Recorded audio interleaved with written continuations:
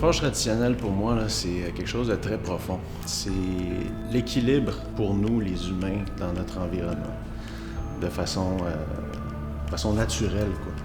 C'est la distinction entre l'homme civilisé et l'homme sauvage. Parce que grâce aux outils du fer, on a pu devenir une société sédentaire. Je m'appelle Mathieu Colette, je suis forgeron, je pratique comme forgeron depuis 1994. J'ai fait 4 ans d'apprentissage. Je suis professionnel depuis 1998. J'ai pas choisi ce métier-là, il est en moi depuis mon tout jeune âge. Mes parents comprenaient rien, puis moi non plus. C'était pour moi une question de vie ou de mort, de devenir forgeron. Je voulais pas rien faire d'autre. Pour faire mon apprentissage, j'ai dû aller en France.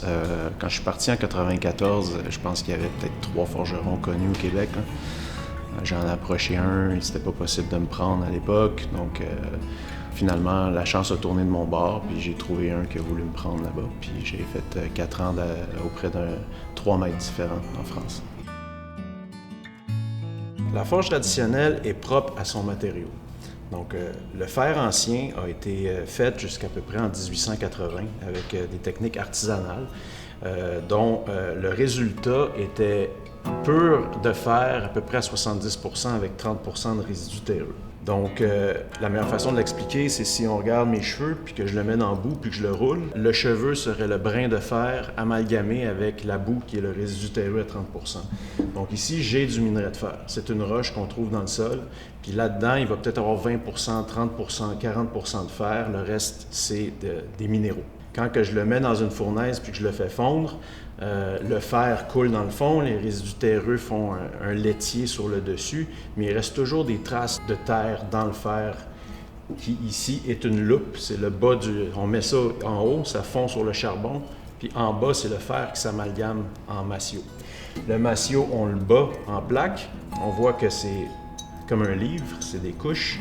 Ces plaques-là sont cassées, sélectionnées pour le carbone, pas de carbone. Ensuite de ça, ressoudées au feu en lopin. Puis le lopin est prêt à être mis à l'emploi pour être forgé en barre. Comme par exemple, je pourrais me forger une section carrée pour faire le crochet qu'on a vu tout à l'heure. On retrouve toutes les étapes de forge traditionnelle de base, qui sont la multiplication de matière, le tranchage à chaud pour le débit de matière, la perforation qui est faite par fendage, écartement et non par enlevage de matière, les torsades, ce qui est un élément ornemental, les étirements qui sont longitudinales et latérales, l'appointage et la mise en forme. Donc les techniques traditionnelles de forge sont propres aux matériaux traditionnels, alors que les techniques de forge contemporaines sont propres aux matériaux modernes. Les techniques de forge traditionnelles sont à échelle humaine. Okay? C'est un feu, un enclume, quelqu'un avec des outils qui pratique des savoirs pour faire des objets utilitaires, décoratifs ou utilitaires et décoratifs. La forge traditionnelle, c'est éco-responsable, c'est durable, c'est local, puis c'est à échelle humaine. J'ai fondé les Forges de Montréal pour offrir aux gens qui s'intéressent à la forge un lieu d'apprentissage ici au Québec, et puis pour faire quelque chose pour la pérennité de ce savoir-faire. Je ne sais pas trop ça va être quoi la place des forgerons plus tard, mais pour moi, il y a la différence entre le métier et la science de la forge. Le métier, c'est quelqu'un qui gagne sa vie avec une science. Je pense que les forgerons ou les porteurs de science ou ceux qui s'intéressent à cette science-là, qui veulent être praticiens, peu importe qu'ils soient hobbyistes ou non, ont un avenir dans le retour à ce qui est un équilibre avec la nature. Ça passe par la maîtrise du fer. On ne peut pas être en équilibre dans notre environnement sans le fer. Le fer est encore présent partout aujourd'hui. On est sur une planète de fer. Quand on regarde les objets anciens, quand on regarde le vieux fer, il y a tellement de choses à redécouvrir qui ont été perdues qu'une vie comme la mienne n'est pas suffisante pour redécouvrir 3000 ans de savoir-faire. La mission des Forges de Montréal, c'est de garder en vie ces savoirs-là. Je pense qu'il serait temps que l'organisme soit pris en charge par l'État, qu'on ait de l'aide au soutien au fonctionnement. Ce qu'on fait ici est important, puis on fait de la recherche par nos propres moyens, puis on redonne ça à la communauté. on a tout intérêt à le financer, comme on finance les musées, parce que c'est notre culture, c'est notre histoire. C'est le patrimoine mondial de l'humanité, la forge traditionnelle.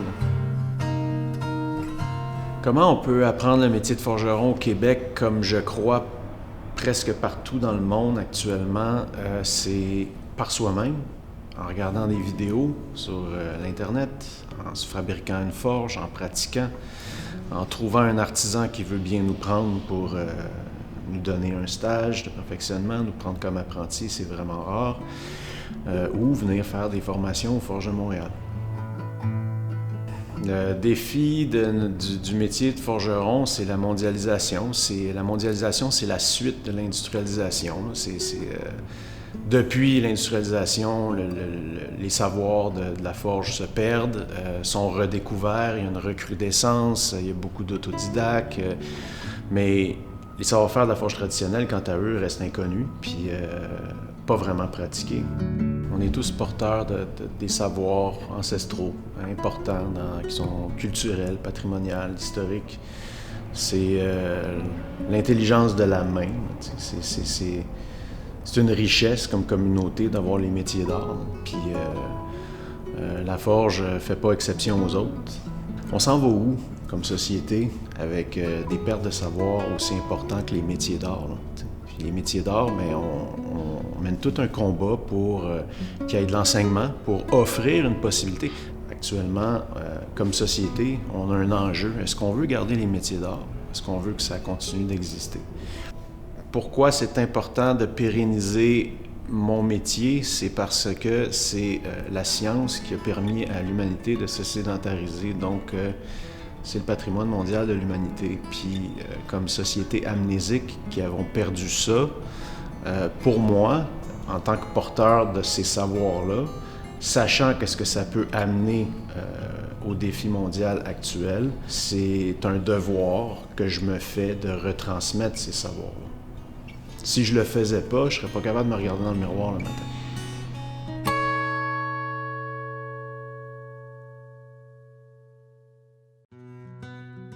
Ce métier-là, pour moi, c'est vraiment un métier extrêmement épanouissant. Ce que j'aime bien expliquer en premier lieu, c'est que la forge, c'est un terme très généraliste dans lequel il y a plusieurs disciplines. Donc la ferronnerie d'art, c'est vraiment la discipline reliée à l'architecture et au bâtiment.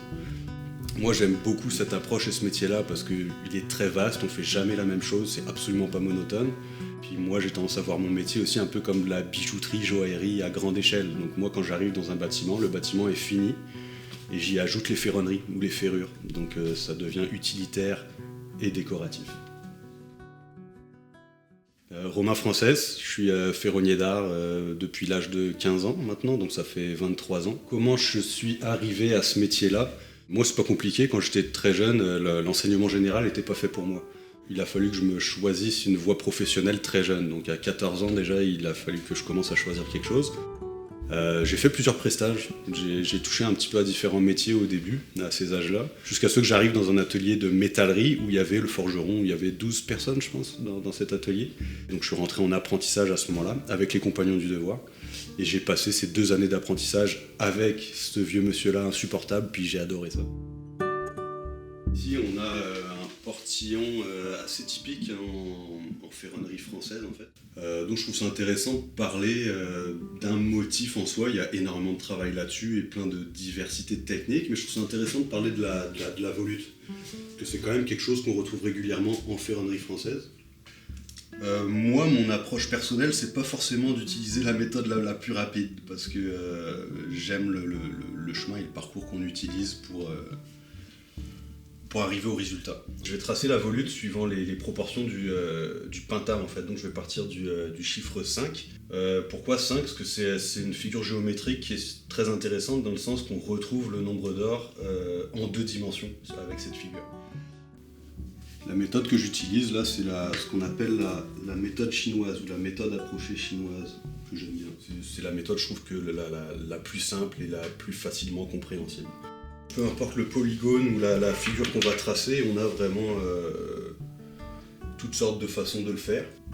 Par l'extérieur, donc moi je trace mon pentagone.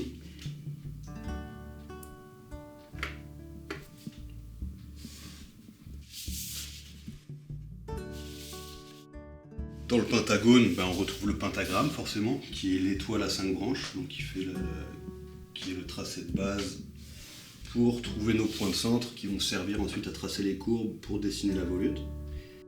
Pour les étapes et la mise en forme de la volute, il y a vraiment des étapes quand même très très précises pour pas que le matériel fende ou se comporte de mauvaise manière.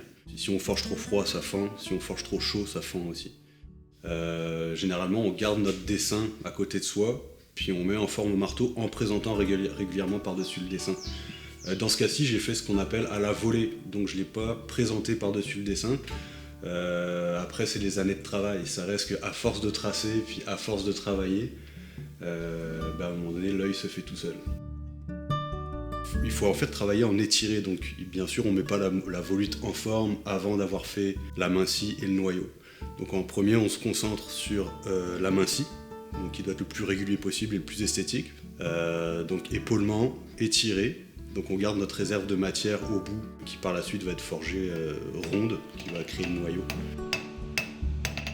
En fait, mettons, quand le marteau va taper ou rebondir à côté de l'enclume, c'est une façon de me laisser le temps de regarder ce que je fais, de tourner la pièce ou de changer de position, sans perdre le rythme, parce que ce serait beaucoup plus fatigant de taper, arrêter et recommencer. Donc on garde toujours une gestuelle permanente et une rythmique. C'est beaucoup moins fatigant, même si c'est plus de gestuelle, que si j'arrêtais à chaque fois. Une fois que l'étiré est fait, là on commence à forger l'extrémité que l'on doit amener carré. Ce qui est intéressant en forge, c'est que c'est comme de la pâte à modeler. Tout ce qu'on doit faire rond doit être carré et ensuite on casse les arêtes.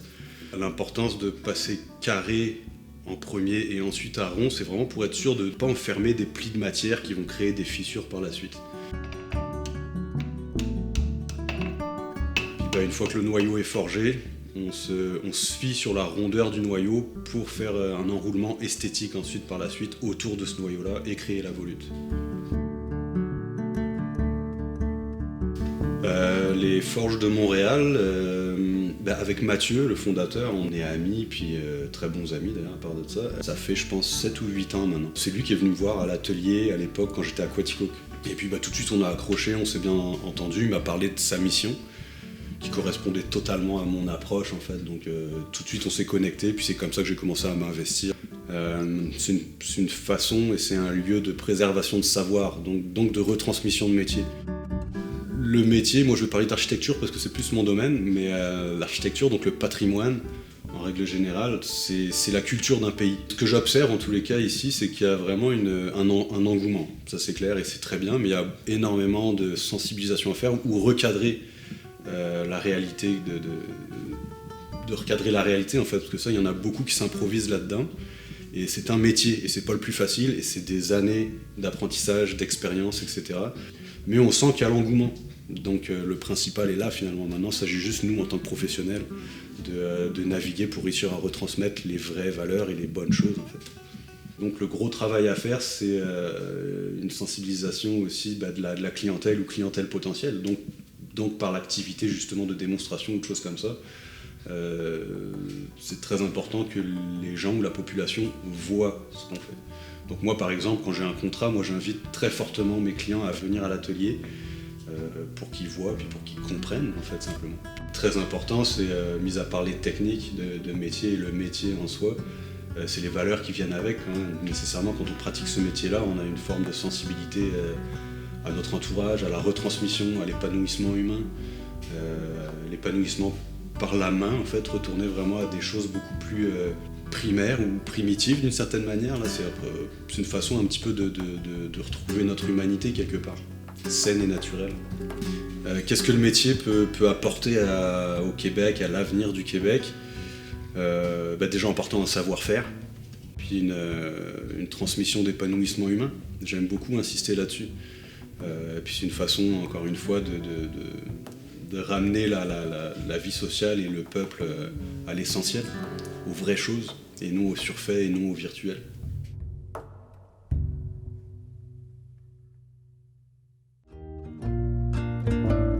Le métier de tailleur de pierre, pour moi, ça représente un peu des rencontres que j'avais faites avec des gens.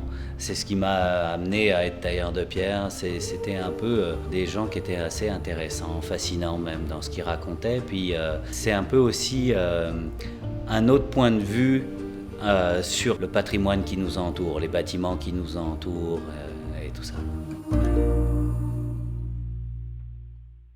Je m'appelle Alexandre Maquet, je suis tailleur de pierre. Ça fait à peu près 25 ans que je taille la pierre.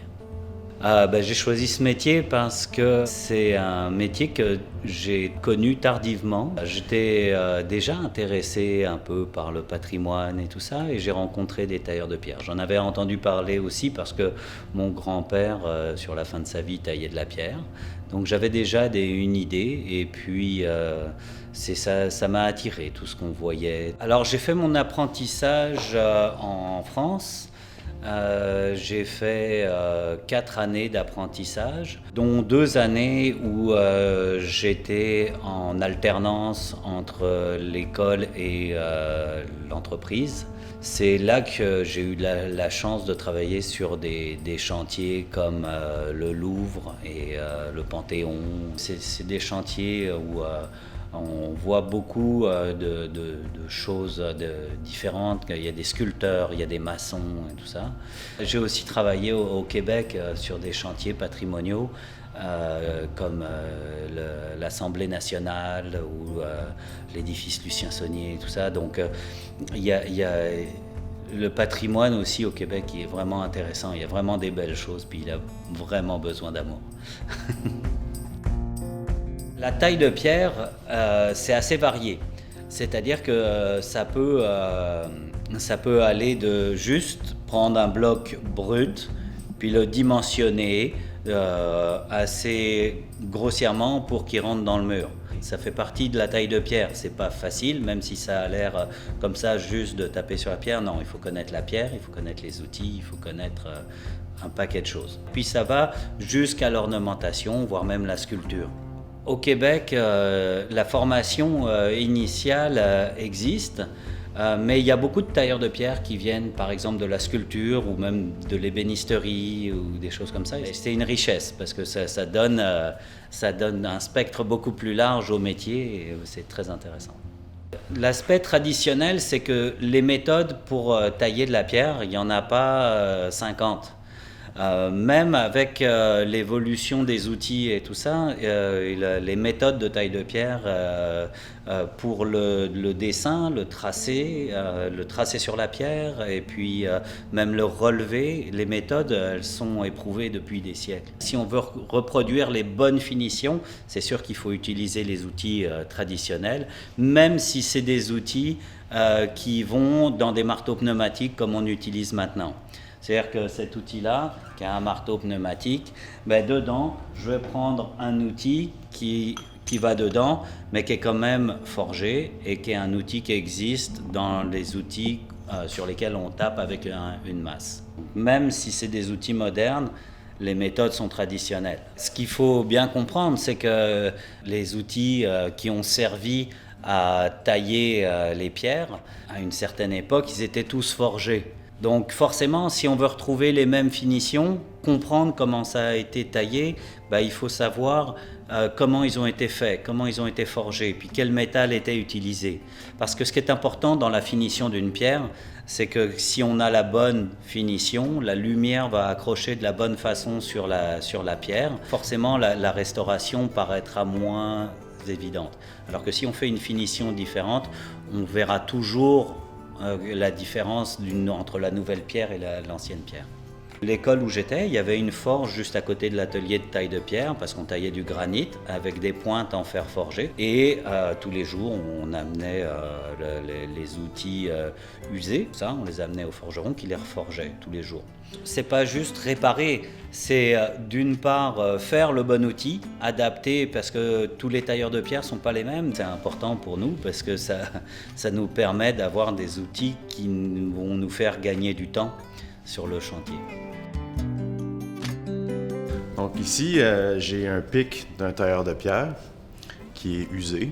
Donc fréquemment, les tailleurs de pierre amènent les outils chez le forgeron pour être remis à neuf. On voit que la pointe est rendue presque plate puis qu'elle est très courte comparativement à quand c'est neuf. On voit ici que vu qu'elle est plus molle que le marteau, ça fait comme une tête de rivet, ça s'évase. Dans le jargon du métier, on appelle ça « envoyer chez le coiffeur ». Donc, on y coupe les cheveux, on y fait un petit clean cut, puis on remet ça à neuf pour le tailleur de pierre. Donc, je vais devoir, encore une fois, par courroyage et quart de tour, reforger la pointe. Ensuite de ça, je vais faire une normalisation, qui est l'action de rééquilibrer le carbone et enlever le stress dû au forgeage. Je vais l'amener à une couleur rose, qui est entre le rouge cerise et le orangé foncé. Qui correspond probablement à un 800 degrés Celsius. Puis, je vais le tremper à l'eau. La trempe, c'est quoi? C'est l'action de refroidir un acier avec un fluide de refroidissement qui peut être de l'eau, de l'huile, un beurre, une savonnette. La trempe est relative à l'acier qu'on utilise. Donc, il faut connaître l'acier qu'on utilise, à savoir c'est quoi son taux de carbone, si c'est un alliage, s'il y a du chrome, du vanadium, pour choisir adéquatement la trempe.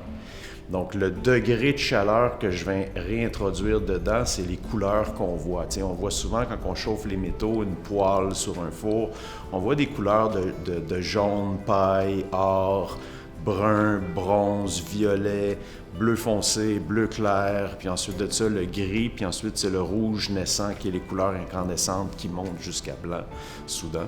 Donc, ces températures-là nous indiquent à quel degré de chaleur on a réintroduit après la trempe.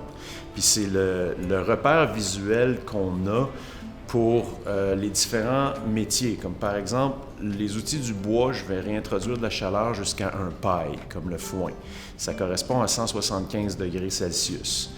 Pour les métaux, on trempe nos outils à un gorge de pigeon qui est en fait le bronze qui vient après le paille et le or va commencer à avoir des nuances de violet et de bleuté dedans. Puis ça dépend de comment la lumière se reflète sur le cristal de fer quand on le bouge. Donc c'est pour ça qu'on appelle ça gorge de pigeon. C'est comme quand le pigeon tourne le cou, les couleurs sont variantes.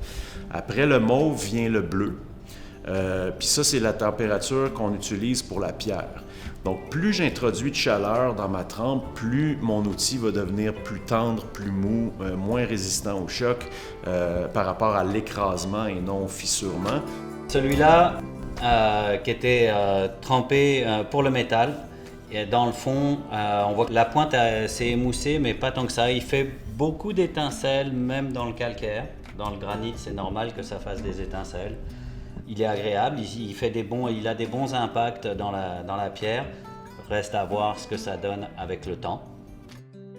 Celui-ci qui était trempé pour le bois, on a vu que même avant même de taper dans du granit, dans le calcaire, et il a éclaté tout de suite, quelques coups et ça a suffi pour qu'il éclate. Et puis finalement, celui qui est trempé pour la pierre, il est assez agréable, les impacts sont bons, la pointe s'émousse de manière normale pour un outil qu'on utilise dans la pierre. Il est agréable à utiliser, puis pareil, je pense que lui, il sera durable. Voilà. Au tout début, quand je suis arrivé il y a 20 ans, le métier de tailleur de pierre, souvent, soit je me faisais répondre c'est pas un métier de la construction, ou alors je pensais que c'était disparu, quoi. Je pensais que le métier existait plus que ça existait plus. Aujourd'hui, c'est en train de revenir, on est en train de se faire connaître de plus en plus et il y a un intérêt grandissant, comme on peut le voir pour l'ébénisterie, la forge et tout ça. Il y a un intérêt du public et une meilleure connaissance. Et je dirais que maintenant, les tailleurs de pierre, on nous écoute et on nous demande de plus en plus. Le défi de mon métier, comme beaucoup de métiers traditionnels, c'est la relève, la formation de la relève. Et évidemment, on travaille là-dessus. Puis là encore, le fait qu'il y ait un intérêt grandissant pour le métier, ça fait qu'il y a plus de gens qui veulent se former. Et le défi, ça va être de pouvoir répondre à cette demande. Quand on regarde notre patrimoine, on comprend beaucoup de choses. C'est-à-dire qu'on voit justement, on parlait des influences, suivant l'époque, les gens, d'où ils venaient. Est-ce qu'ils venaient d'Angleterre, de France, d'Italie? Donc le patrimoine, c'est comme une bibliothèque. C'est-à-dire que ça nous dit beaucoup de choses sur notre passé. C'est pour ça qu'il faut le conserver, parce que ça ne viendrait à personne à l'idée de brûler une bibliothèque parce que c'est dépassé. Le patrimoine, ça nous dit beaucoup de choses sur notre passé, puis si on peut s'en inspirer, puis comprendre que si on comprend comment et pourquoi c'était fait comme ça, ça peut nous inspirer pour construire d'autres choses. Et ça peut nous documenter. Mon métier, ça apporte une prise de conscience par rapport à d'où on vient, puis par rapport à où est-ce qu'on veut s'en aller. Ça fait qu'on comprend mieux notre passé. Puis si on comprend mieux notre passé, on est plus capable de se tourner vers l'avenir.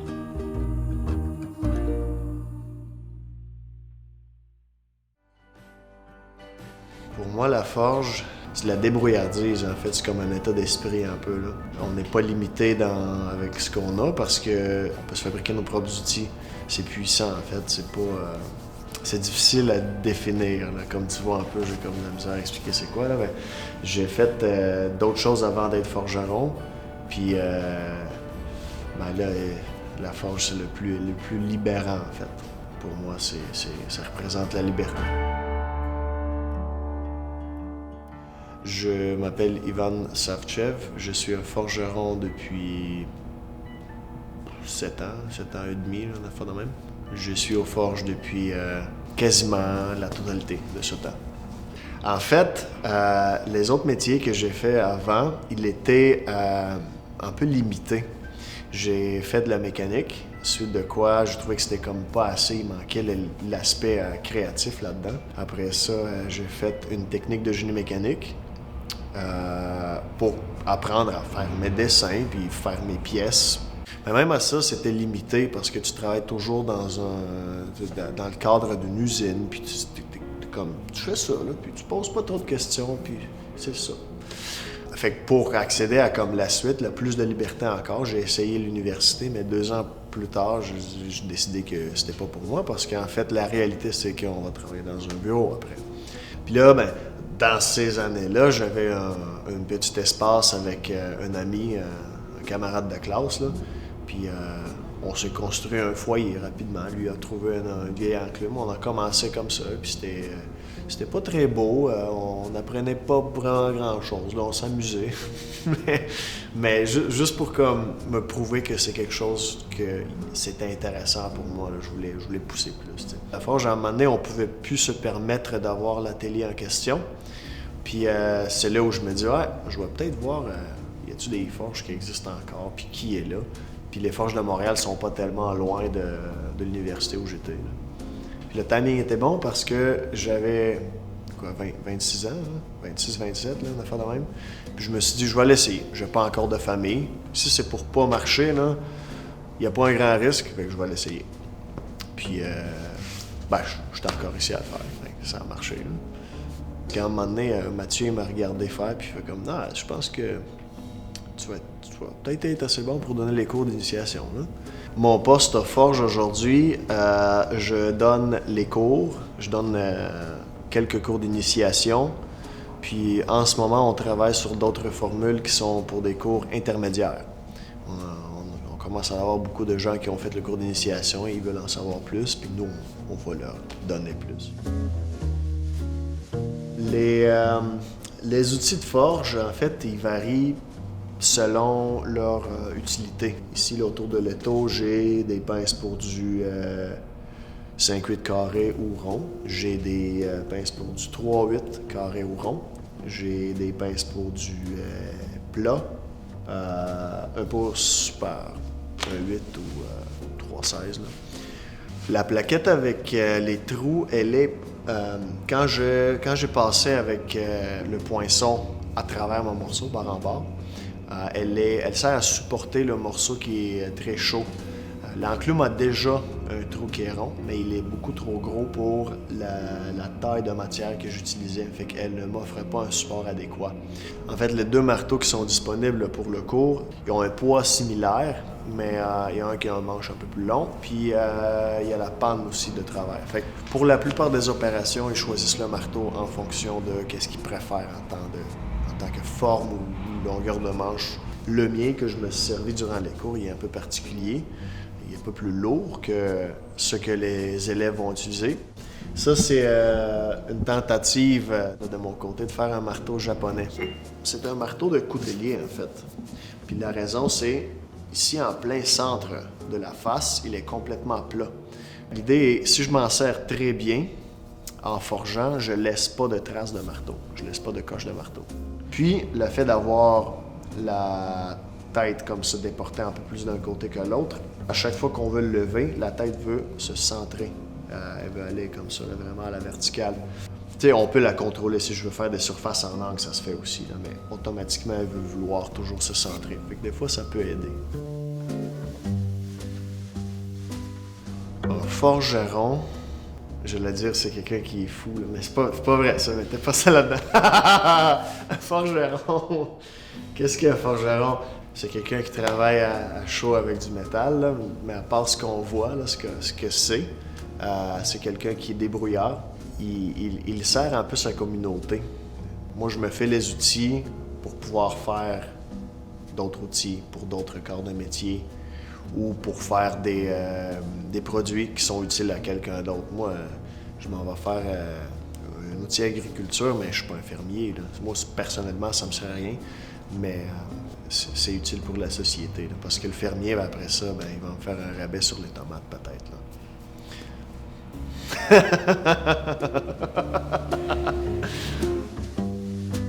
En fait, la disposition des outils de forge dans l'atelier, là, elle est importante parce que faut pas qu'on perde du temps. Parce qu'aussitôt qu'on sort le morceau du feu, la température baisse. Donc, on essaie de bien s'installer puis d'avoir les outils prêts à arranger pour la forme qu'on va lui donner à notre morceau, l'étape qu'on va faire. L'idéal, c'est d'avoir un espace en triangle.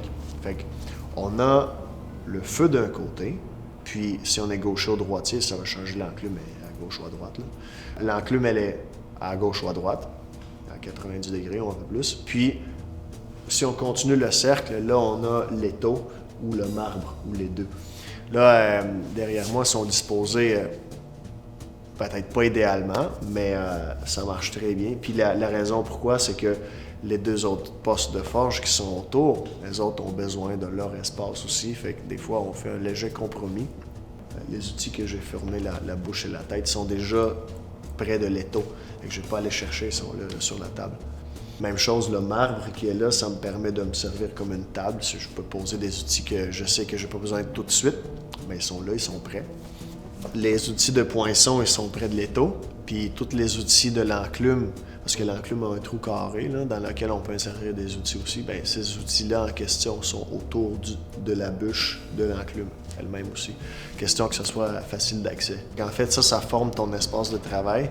L'éthique dans l'atelier, c'est une personne qui est supposée de comme, passer dedans, là, pas de passer à travers ton espace de travail, parce que toi, tu sais qu'est-ce que tu vas faire tout de suite après, mais la personne qui passe là-dedans, non. Là. Fait que ça se peut qu'il va y avoir un morceau chaud qui va faire contact là, avec la personne.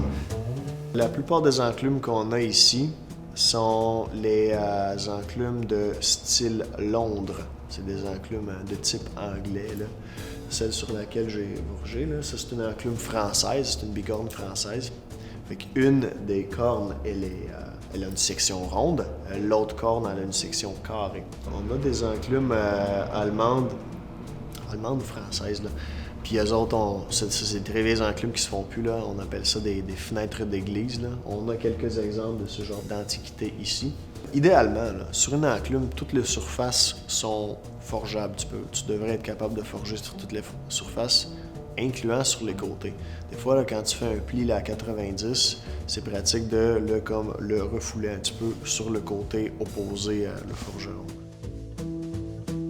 En ce moment, la place de la forge au Québec, il y a beaucoup de hobbyistes. Il y a beaucoup de gens que c'est un passe-temps, et c'est un passe-temps agréable.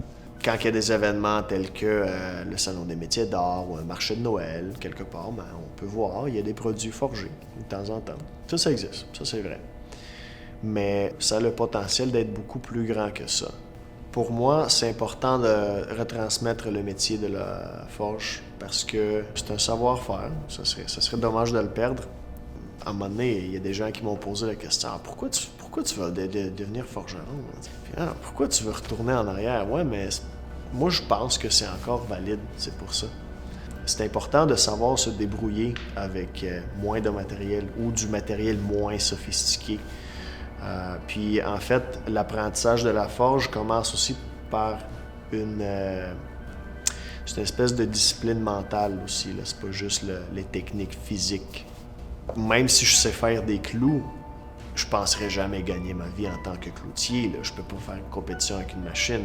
Cette façon de vivre-là est beaucoup plus libérant mentalement. Puis c'est puissant là, de savoir qu'on est capable aussi de le faire à la main s'il le faut.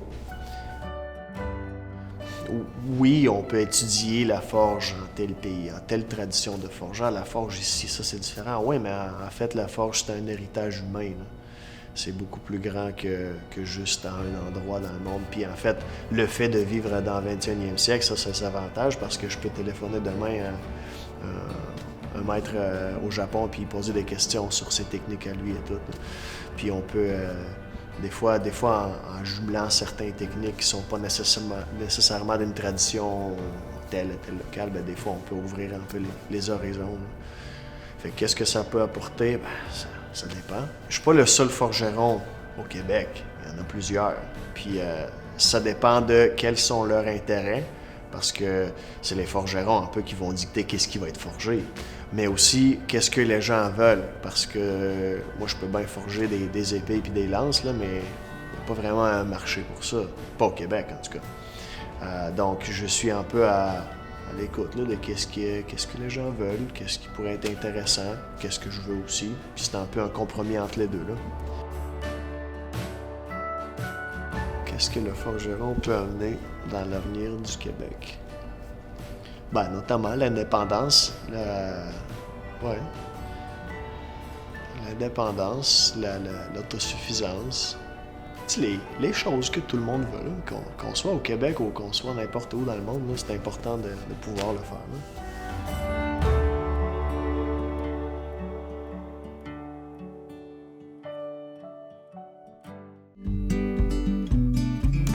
L'agriculture, c'est de cultiver dans son jardin, c'est de prendre du temps pour semer des semences, les voir pousser, les voir grandir, puis surtout échanger dans son voisinage. C'est l'occasion de parler de cette passion-là avec les gens, d'échanger, de voir pousser sa nourriture, d'avoir un rapport avec la nature, un rapport avec son alimentation plus rapproché et de proximité. Ça va faire bientôt 6 ans que je fais de l'agriculture urbaine. Alors, mon métier à moi, il se définit de façon vraiment différente. Moi, je suis chargée de projet. Comment moi je le définis, c'est que je crée du lien dans des communautés. C'est parfois en aménagement d'espaces publics. En ce moment, c'est pour créer du lien dans une communauté d'entrepreneurs en innovation sociale. Ça peut être chargé de projet dans les ruelles vertes. Moi, j'ai fait mes études pour travailler en administration. C'était il y a 10 ans que j'ai gradué. Quand j'ai commencé à travailler dans l'administration, puis ça manquait terriblement de sens pour moi. Je voyais pas l'impact concret que j'avais. J'ai juste simplement été travailler en restauration, mais en restauration plus biologique. Et puis les plats que je servais pendant 1 année, 2 années, ça m'a fait juste m'interroger sur qu'est-ce qu'on a dans l'assiette, d'où ça vient, puis de me rendre compte que moi, même si j'avais grandi à la campagne, j'étais complètement déconnectée d'où proviennent les fruits et les légumes. Comme beaucoup de personnes, je vis en ville. Et c'est comme ça que j'ai découvert l'agriculture urbaine. Donc j'ai fait l'école d'été d'agriculture urbaine de l'UQAM, ce qui m'a fait connaître beaucoup d'initiatives. Je me suis investie, j'ai fait du bénévolat, j'ai fait la formation à Concordia de la City Farm School. Et puis j'ai eu la chance d'avoir un petit jardin dans ma cour arrière. En fait, c'est comme ça. L'agriculture urbaine, c'est cultiver en ville. C'est cultiver des légumes, des fines herbes, pourquoi pas des fleurs aussi, dans un milieu urbain. C'est les jardins communautaires, les ruelles vertes également, les cours arrière partagées, s'approprier son alimentation. Au lieu de l'acheter à l'épicerie, on ne sait pas d'où elle provient, est-ce qu'elle a voyagé dans différents pays, elle vient de très loin. Je pense que c'est se réapproprier sa consommation, comprendre que nous aussi on est capable de faire pousser, de manger ce qu'on a fait pousser. Ça donne une grande estime de soi aussi, de capacité de faire des choses. C'est peut-être là aussi le lien avec le forgeron. La forge et l'agriculture urbaine, c'est vraiment travailler de ses mains. C'est prendre le temps de faire grandir, que ce soit un objet ou des semences, des plantes, des tomates, des poivrons, un outil en particulier. Pour moi, je voyais vraiment le lien de... On prend le temps de cultiver, de voir grandir un outil ou un légume. Le lien entre le forgeron et l'agriculteur, c'est vraiment avoir, je pense, une utilité, voire une nécessité dans une communauté. Le forgeron, il va créer des outils différents pour pouvoir permettre à des gens d'avoir la capacité de construire une maison, de cultiver par exemple son jardin. L'agriculture, il va permettre aux gens simplement de se nourrir. Fait que c'est vraiment, pour moi, ce serait le pivot entre différentes personnes dans une communauté. Je trouve que c'est important de supporter, d'une manière ou d'une autre, des éléments clés de notre civilisation. Donc, c'est important d'être autosuffisant. Donc, si les fermiers sont poignés à importer non seulement des grains qui viennent d'ailleurs, mais aussi des outils qui viennent d'ailleurs, la chaîne commence à être longue et fragile. Pour faire le râteau, je vais commencer par me faire un dessin. Je peux savoir la quantité de matériel, l'échelle des pièces, et puis l'ordre de l'assemblage. Suite de quoi, je commence à me faire les pièces, en commençant par les plus importants, les plus critiques, la barre qui tient les dents et le socle. Après ça, je fais les pièces qui attachent les deux ensemble, et les dents inclusivement.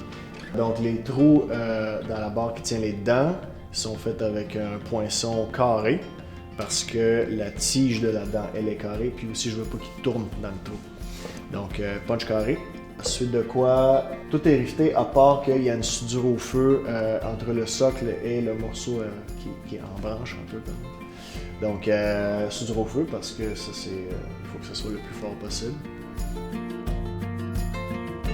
Le bloc orange s'appelle un temps universel et puis j'ai utilisé la section qui a des demi-lunes dedans, des sections comme arrondies. Ça, c'était surtout pratique dans mon cas, après que j'ai fait la soudure au feu, que je ramène le morceau à une section ronde. Les dents, elles sont rivetées. Je me suis laissé dépasser une matière en haut dans la tige que je rivette, et puis ça refoule. Ça fait un champignon. C'est mon opinion qu'un outil forgé est supérieur à un outil qui est estampé, qui est la façon primaire de faire des outils de nos jours. Je trouve qu'un outil qui est fait comme ça va durer beaucoup plus longtemps. On peut faire de la maintenance sur l'outil en question. S'il y a un dent qui casse sur lui, je suis capable de la remplacer. Je trouve que c'est un avantage au lieu de jeter l'outil. Le problème, c'est qu'il ne manque pas d'outils dans le monde. C'est juste qu'il manque des outils de qualité. Le projet Blossom est né en 2016. J'avais vraiment envie de partager le plaisir que j'avais de jardiner, que j'ai découvert, et je me suis dit qu'on était quand même une nouvelle génération à être très sensible aux enjeux environnementaux, à la transition écologique, transition sociale, mais qu'on n'avait pas encore, qu'on ne nous poussait pas forcément à avoir de l'impact, à avoir des actions concrètes, alors que c'était vraiment à portée de main d'avoir des semences et d'essayer de planter, ne serait-ce que dans un petit bac pour commencer. Et la satisfaction que ça faisait de voir grandir son plant, de se dire « Ah, c'est moi qui l'ai fait grandir, wow, quel impact j'ai eu !» Parfois beaucoup plus que d'avoir juste une bonne note à l'école, que d'avoir... C'était vraiment un impact concret. Donc j'avais envie de partager ce plaisir que j'avais eu en me disant s'il y a plus de personnes qui ont le plaisir de faire pousser quelque chose, de faire du verdissement quelconque, finalement ça va être pour le mieux pour la ville, pour la planète ultimement. Donc le moyen de véhiculer cette envie-là et ce partage-là que j'avais envie de faire, je me suis dit que j'avais besoin que ce soit quelque chose de concret, de matériel, et que ce soit pas dans l'immatériel encore une fois, mais que ce soit vraiment quelque chose de tangible qu'on puisse toucher. On n'a pas nécessairement besoin de beaucoup d'outils pour faire l'agriculture urbaine, mais c'est précieux aussi d'avoir des outils de qualité, d'avoir un objet dont on est fier d'utiliser à chaque fois qu'on fait du jardinage. Donc c'est comme ça que je me suis dit on va faire des outils et que je me suis dirigée vers les Forges de Montréal. Le projet Blossom, pour moi et les Forges, en fait, c'est un partenaire qui souhaite développer des outils pour le grand public. Pour les Forges, c'est une occasion de développer une production locale qui s'adresse à la communauté désireuse d'avoir des outils faits à la main. Je réfléchis depuis quelques années déjà à des alternatives qui pourraient faire en sorte qu'on pourrait fabriquer plus vite pour réduire le coût sans altérer la qualité. Je pense que les gens commencent à être beaucoup plus sensibles à l'importance, comme société, de revenir à une société manufacturière.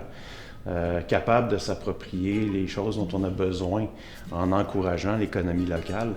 Puis là, on va relancer cette année la production de ces outils-là. On va tenter d'arriver un petit peu encore moins cher en faisant plus. Puis je suis convaincu qu'avec Laura et son projet, on va être capable de développer ça ensemble en 2021-2022.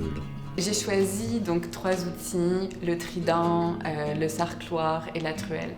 Parce que c'est des outils qui sont vraiment simples à utiliser. C'est l'outil un peu de base qu'on utilise en agriculture urbaine, d'une dimension d'une main, qui sont vraiment utilisables à la main. Donc j'ai choisi évidemment les Forges de Montréal pour faire la partie en fer et puis forger. Et le bois a été fait par l'école d'ébénisterie de Montréal avec du frêne récupéré de la ville, donc le frêne qui est vraiment malade de la grille du frêne vraiment dans la ville. Donc c'était du bois qui de toute façon était mort et donc était coupé. L'idée c'était d'utiliser justement l'artisanat du début à la fin pour ces outils-là. Ça faisait pas de sens pour moi que de les faire à l'étranger, de les faire importer d'autres pays. Je voulais que ce soit fait localement. Aujourd'hui, l'agriculture urbaine à Montréal, il y a plusieurs organismes au BNL qui œuvrent pour l'agriculture urbaine aujourd'hui. On peut citer Cultiver Montréal, je sais qu'il y a le service alimentaire montréalais, la ville s'est dotée aussi d'un bureau de la transition écologique et de l'agriculture urbaine depuis 1 ou 2 années. Donc je pense qu'il y a vraiment un momentum, il y a vraiment une démarche de la ville vers l'agriculture urbaine et aussi des citoyens. Par contre, peut-être qu'on peut s'imaginer que chaque entreprise pour avoir une parcelle, toutes les personnes qui ont un patrimoine, que ce soit personnel, professionnel, des entreprises, des compagnies, des firmes, des OBNL, pourraient utiliser chaque parcelle de gazon pour cultiver. Les valeurs environnementales de l'agriculture urbaine, c'est de voir qu'on pourrait désasphalter, on pourrait enlever tout l'asphalte, puis construire beaucoup plus de jardins, des rues partagées, des rues piétonnes et partagées, on peut ajouter des bacs. Mais c'est surtout pour réduire les îlots de chaleur, il faudrait planter beaucoup. Et c'est vraiment le ciment qui fait que ça fait les îlots de chaleur. Fait qu'environnementalement parlant, il faut planter. Si plus de personnes ont envie de faire de l'agriculture urbaine, ça peut être pour le rapport avec son alimentation. Ça peut être aussi parce qu'on a envie d'avoir quelque chose de commun avec sa communauté, avec son voisinage. Puis ça peut surtout être aussi bon pour la planète parce qu'en ville, on le sait, on va avoir vraiment besoin de vivre ensemble mieux, mais de laisser plus d'espace au verdissement. Pour moi, c'est important parce que ça nous remet en perspective notre place d'homme sur la planète. Ça nous fait nous questionner ce qu'on mange, mais plus que ça, pour moi, ça nous fait vraiment nous questionner sur notre place, notre rapport à la nature. C'est pas tant sur ma consommation que vraiment le temps que je vais passer dans mon jardin. Que je vais le regarder, je vais m'arrêter, je vais arrêter de penser à 1000 affaires, je vais vraiment faire quelque chose de mes mains. Donc pour moi, l'agriculture urbaine, comme le forgeron, c'est de prendre le temps, c'est de regarder, c'est une qualité du temps aussi qui est différente.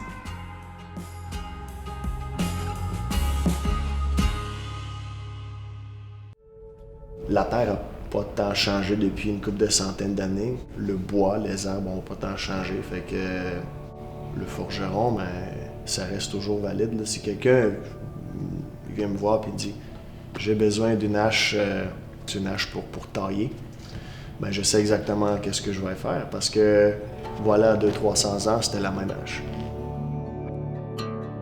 Mon nom, c'est Ivan Savchev. Je suis un des formateurs aux Forges de Montréal. Et puis, quand j'ai du temps, ben, j'essaie de faire un peu de recherche historique sur des anciennes techniques et des anciens objets. En tant qu'outil, la hache de ceinture est un outil assez pratique et assez rapide à faire. Techniquement, là, on peut la pousser, on peut faire quelque chose de vraiment comme fancy avec. Là. La version Tomahawk, c'est là, en arrière de la hache. Il y a une masse, elle peut être en forme de pipe, ça peut être une pique, ça peut être quelque chose d'autre. Puis là, c'est plus décoratif que d'autres choses. Le but, c'est, je voulais m'améliorer, faire des belles soudures au feu sur des grosses surfaces. Mais aussi, l'idée, c'était de pouvoir monter un cours sur l'outil pour pouvoir montrer aux gens comment faire ça aussi. Je dirais pas que c'est vraiment une recherche historique super approfondie. Moi, je voulais simplement l'essayer le plus vite. Puis après ça, quand je savais que j'avais quelque chose qui pourrait marcher, ben là, j'ai approfondi un peu la recherche en trouvant les bonnes dimensions, les bonnes proportions et tout ça. Donc, les étapes de la fabrication de la hache. Premièrement, je prépare l'insertion. Ça, c'est le morceau d'acier en haute teneur de carbone qui va aller sur le tranchant. Suite de quoi, je prends des mesures sur ma barre que je vais plier autour d'elle-même et la souder qui va devenir le corps de la tête de hache. Il ne faut pas que l'œil devienne trop gros ni trop petit, donc je vais prendre quelques mesures. Après ça, je la chauffe, je la plie. Et puis, avant de commencer à souder, pendant que c'est encore chaud, je prends une dernière chauffe sur la partie que je vais souder ensemble. Pendant que c'est chaud, je mets l'insertion, là je le ferme, et là je prends une première chauffe de soudure. Et aussitôt que le bout tient, là j'ai l'insertion dedans, le bout tient, là je peux souder le reste de la tête. Si on a un outil ancien, qu'il est à la fin de sa vie utile ou qu'il a craqué ou quelque chose, là, on est capable de réparer. Et si on sait comment c'est fait, bien, on est capable de le maintenir. Là, je m'avance tranquillement sur la section de la lame jusqu'au bout. Là, je l'amincis un peu, je la longe. Il y a un épaulement à former aussi. Là. Il y a comme une coche. Là. Je forme ça, j'étire plus et puis je vérifie une dernière fois la géométrie. Il y a comme une triangulation qui doit se faire là, avec des angles. Je me fais un dessin, voir si ça marche bien, parce que chaque hache est particulière. Je mets le mandrin dans l'œil, question de raffiner la forme, de lui donner la bonne forme qu'il est supposé d'avoir. Puis là, je me mets à limer. Je vais mêler certaines formes là-dedans. Je rectifie l'intérieur de l'œil s'il faut.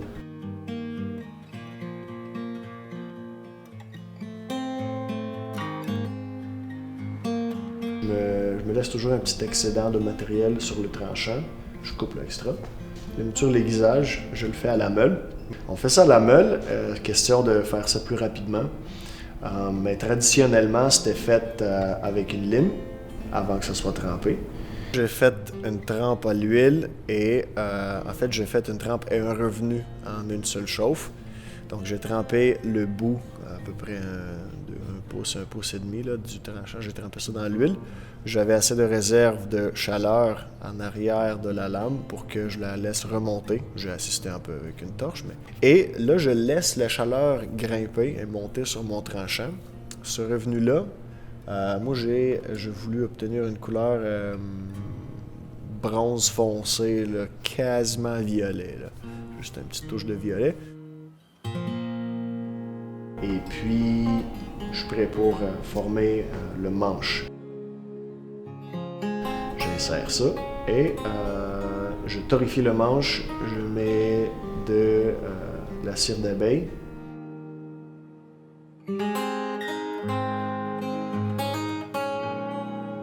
J'ai fini avec une bande de cuir. Ça m'aide à enlever la petite ébavure qui se crée sur le tranchant quand j'enlève du matériel.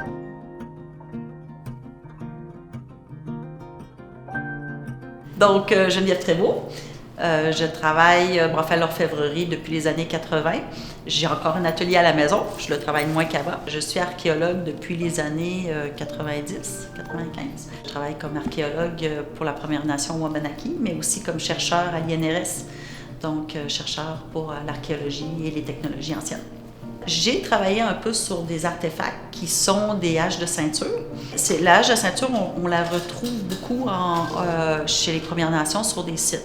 Une hache de ceinture, moi j'appelle ça dans mon langage un objet multitâche. Ça sert à couper du petit bois, ça sert à enfoncer une porte, ça sert à couper une tête, éventuellement, blesser quelqu'un, on peut dire ça comme ça. Donc, c'est une arme de guerre, c'est un outil extrêmement versatile, quand même assez petit, pas trop lourd, donc on peut le transporter partout avec nous. Pour moi, c'est vraiment l'objet multitâche qu'on utilise encore aujourd'hui.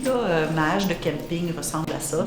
C'est un objet que le milicien avait, donc le colon avait, et se devait d'avoir pour des raisons de retourner au niveau en guerre, si on veut, quand on rappelait ces miliciens en guerre, mais aussi que si tu voyageais ou que tu étais dans le bois, tu avais besoin pour faire plein de choses. Cet objet peut être rituel aussi, donc on en retrouve des décorés, entre autres aussi, chez les Premières Nations, de ces haches de ceinture. Donc c'est vraiment un objet qu'on peut lui donner plusieurs valeurs sociales. Quand on retrouve cet objet sur des sites archéologiques de postes de traite ou sur des sites archéologiques de mission ou des campements, c'est un objet qui est souvent réparé. Okay? Donc, on voit qu'on lui mène la vie dure et puis qu'on va souvent le réparer parce que, on en a un, mais est-ce que c'est si... J'ai jamais été capable de répondre à la question si c'était si facile d'en s'en procurer 2, 3, 4, 5. Alors, est-ce que c'est parce qu'il est difficile d'accès ou bien c'est parce que c'est quelque chose à laquelle on tient au niveau personnel parce que est-ce qu'il m'a sauvé la vie 10 fois, donc j'y tiens, donc je le répare. Donc, c'est plein de questions qu'on aimerait bien répondre au niveau archéologique, puis c'est pas toujours évident. L'importance de la recherche pour les objets forgés, c'est justement de pouvoir recréer ces techniques anciennes. Aussi, ce qui est important, c'est de redonner aux artisans tout ce qu'ils ont construit au niveau de la Nouvelle-France, mais autant aussi pour les Premières Nations. Il y a des artisans chez les Premières Nations aussi, puis ce côté-là est souvent pas mis de l'avant. Et puis, une des bonnes façons de le mettre de l'avant, c'est de parler de ces techniques anciennes. Les forgerons, ou les artisans forgerons, ou tous les gens, en fait, qui fabriquent des outils, c'est important, en fait, pour l'archéométallurgie, ou surtout pour l'archéologie expérimentale, parce que l'archéologue va vraiment travailler dans les livres, travailler avec des méthodes d'analyse qui vont donner des graphiques, qui vont donner de la chimie, mais on n'a pas la signature de la technique. Le forgeron, c'est lui qui est capable de recréer cette chaîne opératoire. Et puis, si on ne pouvait pas la recréer, on ne pourrait pas la définir et en parler. Puis là où ça devient intéressant, c'est si les archéologues, ils appellent un forgeron, ils disent « Peux-tu essayer de voir comment ça a été fait, ça? » Puis là, le forgeron, tout d'un coup, il devient un archéométallurgiste. Donc, sachant c'est quoi le matériau qu'il y avait dans le temps, sachant c'est quoi la technologie, il peut essayer de recréer, et donc ça peut compléter la recherche archéologique. Je pense que le feu, la forge, le travail de la métallurgie a toujours fasciné un peu l'être humain pour plusieurs raisons. D'ailleurs, on le voit, je pense, au niveau de toutes les histoires, au niveau des légendes, etc.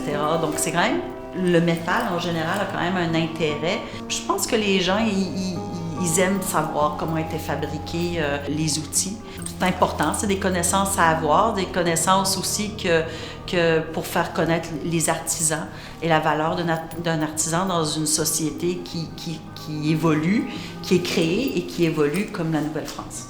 Donc, qu'est-ce qu'un archéologue peut ramener au Québec? C'est naturellement les connaissances là, sur le passé. Je pense que de connaître le passé, c'est quand même important pour valoriser le futur. Comment a évolué un territoire, comment a évolué un paysage, comment on l'a changé, les humains ici, depuis 400 ans.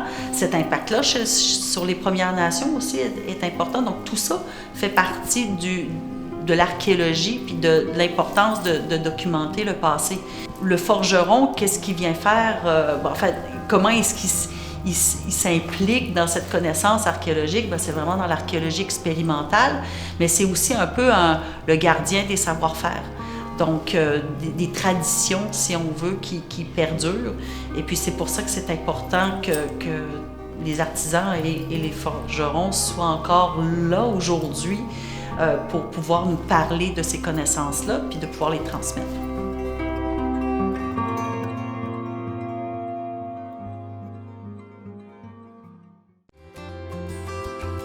Je pense que c'est vraiment important de remettre ce métier de l'avant pour plus intéresser les jeunes à ça. Je fais partie de la relève en ce moment, donc je veux pouvoir aider à remettre sur pied notre patrimoine bâti, mais je veux faire aussi partie des personnes qui vont aider à réinstaurer vraiment la forge au sein de notre société. Je m'appelle Jérémy Corriveau, j'ai 20 ans, je suis forgeron formateur et je m'occupe de l'entretien général des forges de Montréal. Puis je fais ça depuis fin août 2020. Je suis forgeron formateur, donc aux semaines ou 2 semaines, je vais donner des formations d'introduction à la forge traditionnelle. Le reste du temps, je peux prendre des contrats qu'on peut avoir, tant de la forge que des contrats de suture que je peux prendre.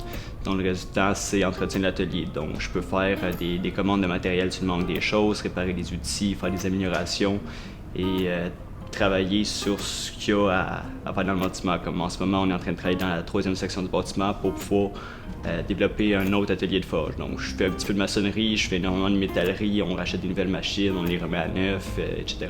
J'ai découvert la forge traditionnelle en essayant de trouver ce que je voulais faire de ma vie. Parce que je pense que comme la plupart du monde au secondaire, j'avais absolument aucune idée quoi faire. Je suis sorti de là, je suis juste rentré à temps plein au traiteur où est-ce que je travaillais à ce moment-là. Puis pas longtemps après, j'ai décidé de commencer à faire des recherches sur c'est quoi la forge. Et en faisant mes recherches, je me suis rendu compte que ça existe encore, il y a des formations qui se donnent puis que c'est possible d'en vivre. Fait que j'ai décidé d'essayer ça. En janvier 2018, j'ai pris une formation d'introduction à la forge traditionnelle aux Forges de Montréal. Et j'ai trippé bien raide. Fait que j'ai décidé que c'est ça que j'avais besoin, que c'est ça que je voulais faire. Puis j'ai décidé de retourner à l'école pour faire un DEP comme soudeur-monteur en me disant que ça peut être un bon plan B si jamais ça fonctionne pas comme que je veux. Puis si ça fonctionne comme je veux, ben c'est juste très pratique pour souder correctement, même si c'est réellement la forge qui m'intéresse. Puis après ça, je voulais continuer à venir ici pour louer l'atelier, mais avec les horaires que j'avais à ce moment-là, ça donnait juste pas. Donc j'ai trouvé un autre atelier qui se situait à Quelque-Seul-la-Vallée, qu'on était quand même assez bien équipé pour pouvoir faire de la forge. J'étais resté là, puis je finissais de travailler, je m'en allais là, puis quand j'étais retourné à l'école, ben j'allais à l'école, j'allais travailler, puis j'allais forger quand même. De novembre de 2019, ça a donné qu'il y avait un gros rush pour pouvoir finir le musée qu'il y a dans la première section du bâtiment. Et on m'avait contacté, vu que je connaissais déjà un petit peu tout le monde ici. Fait que j'étais venu faire ça, vu que ça rentrait un petit peu dans le cadre de ma formation, c'est ça que j'étais en train de faire. Après ça, j'étais sur le bord de finir mon DEP. J'ai demandé s'il y avait quelque chose pour moi par après ici. Puis on m'a répondu que oui, qu'il y aurait de la place pour moi à temps plein. Fait que j'ai décidé de venir ici. Comme forgeron, c'est une belle opportunité pour moi de pouvoir côtoyer des forgerons pas mal plus expérimentés que moi, comme Yvan et Mathieu. Mais aussi juste pour pouvoir intégrer cette équipe-là, qui est juste c'est vraiment plaisant d'être avec cette équipe-là, qu'on est comme une petite famille, qu'on s'entend tous super bien ensemble. Ça va être autant un marteau que je vais me servir pour forger que pour faire du redressage à froid. Puis la particularité qu'il y a pour lui, c'est vraiment un marteau de forge, c'est que c'est ce qui s'appelle un rounding hammer. Donc j'ai une face qui est bombée quand j'ai des étirés à faire ou des formes avec une courbe dedans, ou de l'autre côté, ma face est complètement plane quand je veux vraiment faire de la finition avec puis du redressage. Donc pour faire un marteau, en premier, il faut que je décide ça va être quoi son utilité. Parce que dépendamment c'est à quoi il va servir, je dois choisir un type d'acier en conséquence de. Donc moi j'ai décidé de prendre du 4340, qui est un acier très bon pour pouvoir faire des marteaux autant pour du travail à froid que du travail à chaud. Donc une fois que l'acier est choisi, après ça c'est de savoir c'est quoi le poids que je veux pour mon marteau. Puis j'ai aussi un petit calcul à faire aussi, parce que quand on forge, on a de la perte au feu, dépendamment c'est quoi mon expérience puis les étapes que j'ai à faire, je peux avoir entre 10 à 50% de perte au feu. Donc moi je sais que pour le type de marteau que je vais faire, j'ai 13% de perte au feu. Fait que si je veux un marteau de 2 livres, je me rajoute un 13%, donc je vais arriver à 2,26.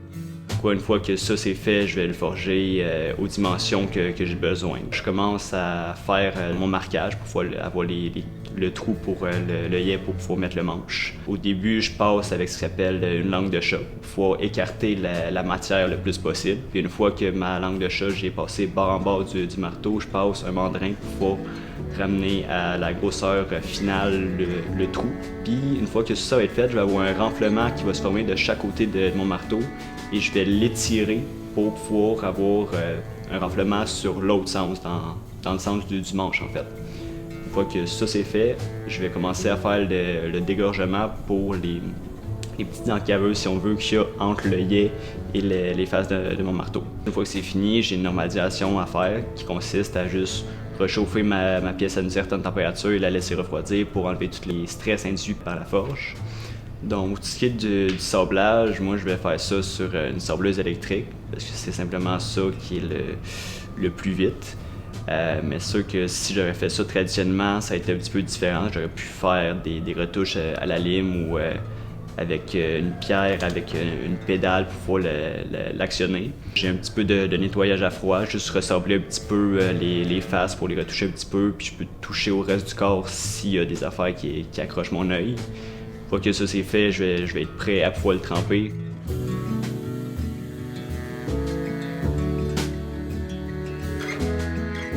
Faire le revenu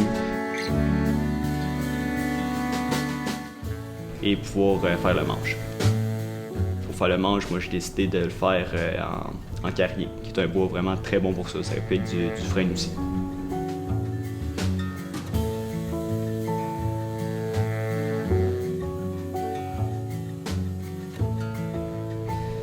Moi je pense que la forge, c'était important autrefois dans notre société et ça devrait le redevenir. Parce qu'en ce moment, comment on s'enligne dans la société, on veut toujours aller de plus en plus vite, puis on priorise la quantité à la qualité.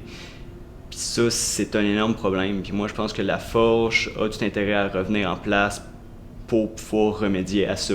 Le seul problème qu'on a au Québec puis même au Canada, c'est qu'il n'y a pas de formation professionnelle comme des DEP, pour l'instant du moins, qui sont en place. L'autre point aussi, c'est notre patrimoine bâti. En ce moment, c'est un gros problème, entre autres au Québec, mais sûrement ailleurs aussi. Il n'y a pas de relève pour pouvoir faire ça, fait qu'on fait juste laisser dépérir nos bâtiments, puis il n'y a personne qui sont aptes pour les restaurer comme ils devraient l'être. Je fais partie de la relève en ce moment, donc je veux pouvoir aider à remettre sur pied notre patrimoine bâti, mais je veux faire aussi partie des personnes qui vont aider à réinstaurer vraiment la forge au sein de notre société et de pouvoir enseigner à la relève, aux prochaines relèves, pour vraiment avoir des formations complètes puis avoir des personnes qui vont pouvoir reprendre par après. En ce moment, c'est avec les problèmes environnementaux qu'on a, je pense que la forge, ça peut être une des solutions à ça. Il y en a qui vont juste voir le fait « Ouais, mais tu forges au charbon, ça c'est ultra polluant. » Oui, mais moi, quand je fais un outil, je vais utiliser une quantité minime de charbon pour un outil qui va durer peut-être 200, 300 ans.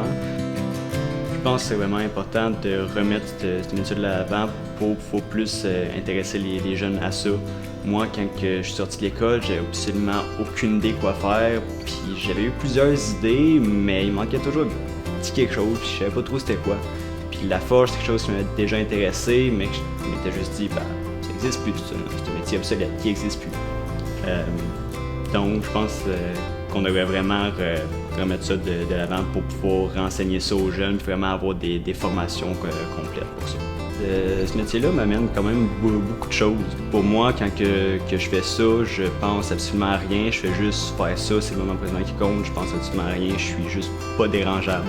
Il y en a qui font du yoga, de la méditation, ben moi je fais de la forge, c'est ça ma méditation au quotidien.